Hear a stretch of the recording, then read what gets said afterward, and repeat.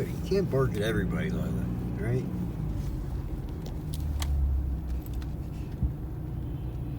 Other people got to do, you know, got to live in your fucking little world too, Lola, right? You can't just bark at everybody. It's not fair, right?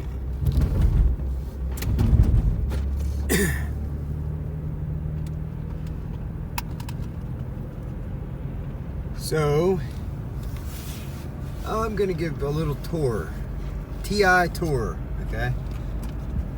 If you're a TI and you have the need to move, to relocate, you don't know where you're gonna go, right? You don't know where best place would be for you to get away from, you know, the gang stalking. I don't have the answer either. I don't know where to go either, but where I live, I like the area here, and there's a lot of advantages to living around here. Like, I just dropped my son off at school. It's like half a mile from my house, right outside of town here. And then instead of going straight back, I figured I'd just take the long way around. It's really going the opposite direction, but I'm going out towards a state park that's 3 miles from my house. It's Prince Gallitzin State Park. Okay, so it's got a big lake, Glendale Lake. They got a marina, they got campgrounds. There's a water tower you can go up and look at. It's called Headache Hill. There's all kinds of stuff. Nature trails. It's like I consider it like one of these hidden gems, you know, best kept secrets. Because for some reason, this area, there isn't much for jobs here. Okay, so that's the disadvantage. There ain't shit for jobs. But you don't have, it's the exact polar opposite of life in like a city, right? And the way things are going right now, it just seems to be the logical, you know, smart decision if you've got to relocate, you know, get out of the cities and get into a more rural area like this. Because I'll tell you, it was really easy for me to see, you know, who's gang stalking me and who isn't, right? Because it's very limited number of people here, okay, in this area. So Patton only has a population of like 1,600 people. So there's this left turn here, right? If you keep going straight that way, just another, I don't know, a couple hundred yards. Not a couple hundred yards, a couple hundred feet. There's another left turn, okay? These two left turns, in the middle is Glendale Lake. So each road goes around the lake. You can go the whole way around the lake, you know, but this is the side that has the Headache Hill I was going to show you here. See, there's the lake. And it's really, really cool in the mornings when you see the fog lifting off the lake. There's bald eagles right around here. I think they have a nest cam somewhere too, where they have a camera on the nest. There's the Patton Sportsman's Club. That's the furthest bar that I would have to go to when I shot pool league for all the clubs. So not like a regular bar, but clubs, you know, social clubs. So you have to be a member to go. So that has its advantages too. You know, you don't get the regular riffraff that a lot of bars have, you know. It's people that are willing to pay a small membership fee, but then you get to throw a buck in. You throw $1 in the pot, and then they pull a number, draw a number every night. If the person signed up, they win the money. And most of these clubs have like a $600 drawing. You know, I've won them several times. So right up here is what they call Headache Hill on Longs Road. We're almost there. Now this is one of the highest points around here, so when you go up on the wall, you can go up on this water tower, you see it? You go up on the top, you can go right up to the top of that water tower. And then you can see a 360 degree view all around. And it's pretty far. You can see out pretty far. Now we're on a ridge, so it's not like a mountain that you would picture out west. It's like they're more or less big. Let's turn the wipers on. Come on, let's stop. But they're more or less big rolling hills, you know. What do we got here? Red truck. I don't know what Bucky's doing, but whatever. Doing something. But we're almost there. I just want to show you the view. It's gorgeous. And it's all free. You know, it's a state park. They have a beach, a swimming beach. They have picnic areas. And then there's the small businesses that are, on the border, basically the boundary of the Prince Gallitzin State Park as well. My daughter worked at a couple of them, actually. She worked at the Noel's Custard Stand. It's been around for years and years and years and years. Look at that guy, he's just sitting there. He could have pulled out way before I got here. It's like he's sitting there waiting at the intersection. Oh well. But anyway, Noel's Custard Stand she worked at since she was 15 years old. That's where she met her boyfriend, actually. She's with still to this day. And then my son worked there as soon as he turned 14. He worked there until somebody found out that he was 14. They're not supposed to let you work there when you're that young. So they had him fib, and if anybody else asked, then I think he was 13, and they said just tell everybody you're 14. So I was pretty proud of him. That's pretty young to start working. And he was, I got nothing but praise from him, as far as working goes. But as these things go, if you're a targeted individual, they find every little thing they can do to you. So somebody, he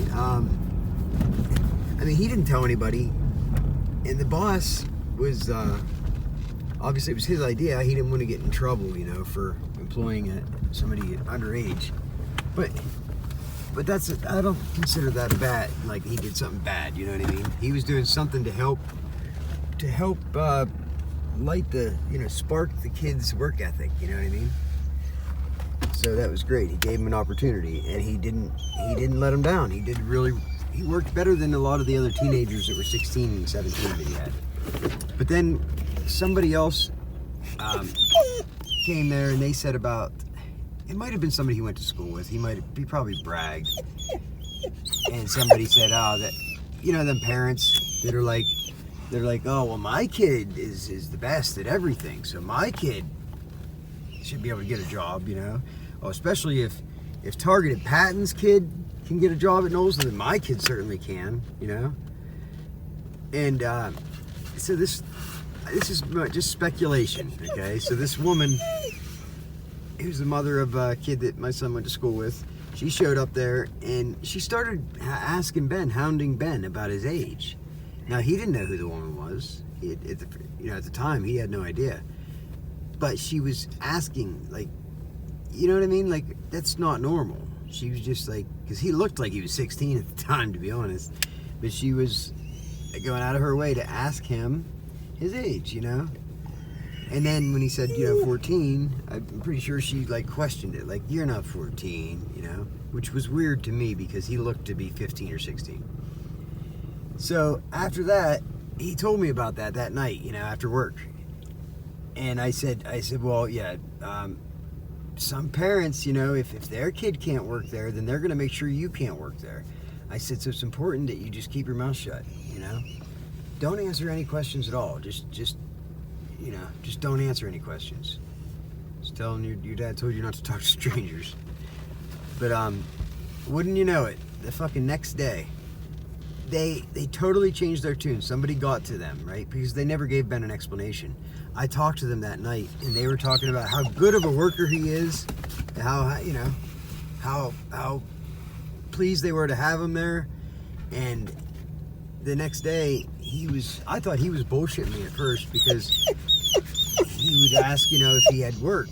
And And he would be like, I don't know. They said I messaged them and they wouldn't get back to me, and I thought he was just bullshitting me. But no, they totally gave him the cold shoulder after that. And they acted like they didn't need him, but they didn't want to tell him that. They didn't want to tell him, you know? So I can only speculate, but it seemed to me like the owner didn't want to do that to him, right? And he didn't know how to go about it, but something forced his hand, right, to not allow Ben to work there anymore. Because of his age, I'm assuming. There was no other reason, so why wouldn't I speculate that was the reason, you know? He had this woman asking him his age one day, and, like, you know, she comes in asking all kinds of questions, and she has a kid that happened to be Ben's age, and she hinted to her son working there or something, and you can't work there till you're 14 or something like that. So, like I said, it wasn't a surprise. The next day, they didn't have no more work for him. He worked there for like a month or two. But then, hi Lola, you hear my dog, I'm sure, right? She wants to get out and run. Hold on, Lola. So, there's another ice cream stand on the other side of the lake, the side closest to us, on that second turn that I didn't take. It's called the Pirates Cove. And my daughter actually went and worked at the Pirates Cove last year here for the whole year. One of her jobs. She had multiple jobs and going to school, college. So she goes to school and has multiple jobs at this time, you know. She's never had a lapse in between jobs since she started working when she was 14. She's always had at least 2 jobs, or at least 1 job, if not 2. One time she had 3 jobs here right when she started school. 3 jobs. And I'm sorry, she had 2 jobs and going to school. So that was kind of tricky. I guess you could call it 3 jobs because she still filled in at her old job at the convenience store in town here when they needed her. So yeah, I don't sit here and grandstand and call myself the dad of the year, and I don't fucking make out like I'm some, you know, grandiose father or anything like that.